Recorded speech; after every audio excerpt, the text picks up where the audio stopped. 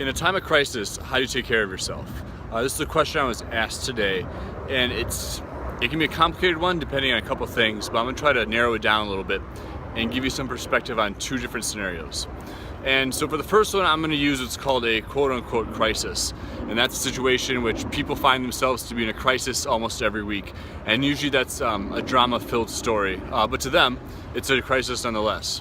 And so if you find yourself being in this really stress-filled environment or these crises frequently, what I invite you to do is to pose yourself the question, if this were to happen to me for the rest of my life, what could I do better to prepare for it so I don't respond the same way and it's not so overwhelming and it's not putting me in this threat-based state of mind every time.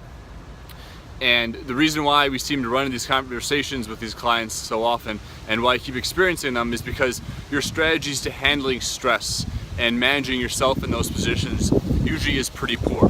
And it's almost as if, why does this keep happening to me versus how can I prevent this from happening to me over and over again? And so for that, the answer is pretty simple. Prepare yourself more adequately for these situations so that it's not a surprise to you every time that you find yourself to be stressed chronically over and over again. And so for the second instance in which it's more of an acute stress, such as like the death of a loved one, a medical diagnosis, a pretty extreme life-changing event, and those are more sudden, the things you can't really prepare for. And the answer I would give to that is that you can't always influence or control the circumstances you find yourself in, but you can influence who you are going to be in deciding how you're going to show up in the face of it. And so one of the things I work with my coaching clients quite heavily on is establishing your own beliefs, your values, and the visions you have for yourself going forward, so that no matter what circumstance you find yourself in, you have a map and a compass in which you are going to behave, act, think, and ultimately how you're going to respond to the situation. But this type of work can't be done if you find yourself to be in that shit hits the fan moment. A lot of this work has to be done prior. So what's going to happen is when you're in a crisis, you're essentially moved out of your human brain, the part of your brain which has the goals, the aspirations, your ideal day, your dream day, things are happening great, life can be better.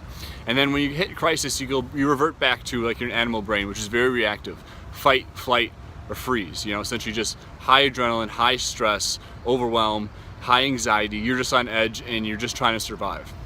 And so what's going to happen is that when you reach that moment, you're not really thinking about working out or eating healthy or taking care of yourself. You're just trying to survive that instance. And so a strategy that I use with my clients is to how can you pull yourself out of that extreme emotional distress, that extreme anxiety, that extreme uncertainty, and revert back to your human brain where you've got more logical, critical thinking skills, more process-based thinking, and say, this is the reality of what's happening without the emotion involved. What can I do to show up better in a situation, or what can I influence in this situation so I'm not so stressed out?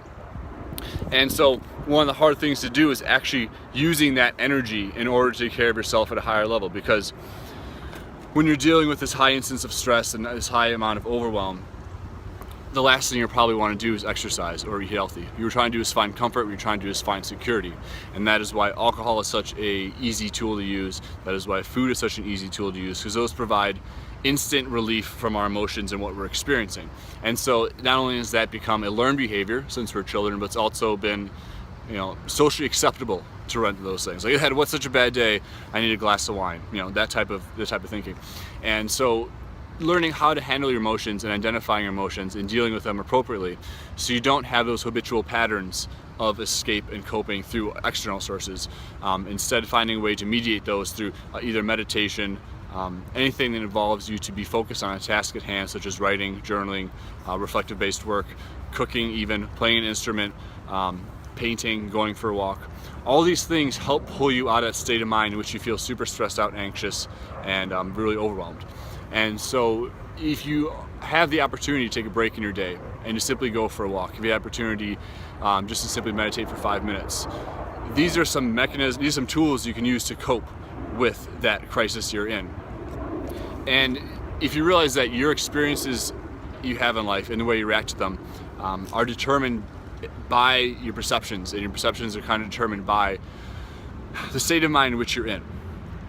And so what may be a really hard crisis for someone may just be a routine of a day-to-day work activity because they become conditioned to it, right? There's a certain prediction and response. There's a certain knowing of what's going to happen next. And so my recommendation would be for those who find themselves to be in that state in which they're overwhelmed, uncertain, maybe feeling grief, sorrow, focus on the things that allow you to feel the way you want to feel. And if you don't know what that is, focus on things that will prevent you from feeling the way you're currently feeling without it being, food, alcohol, sex, drugs, etc. And so that way it's going to pull you out of that extreme amount of stress and anxiety you're having, and it's going to allow you to kind of focus, center your mind a little better, allowing you to have a little better mindset so that you can view things from a more objective standpoint without all the emotional attachments that you currently have. And that's really what it comes down to, is when you find yourself in that stress state, there's a lot of emotions involved, and that can kind of cloud our true intentions we have for ourselves going forward, especially when it comes to trying to eat better, live a healthier life, exercise, and do the things we want for ourselves. So it really comes down to the basis of self-care, managing that so that the current situation doesn't feel as oppressive and burdensome as it currently is. So hopefully that helps, and I'll talk to you guys soon.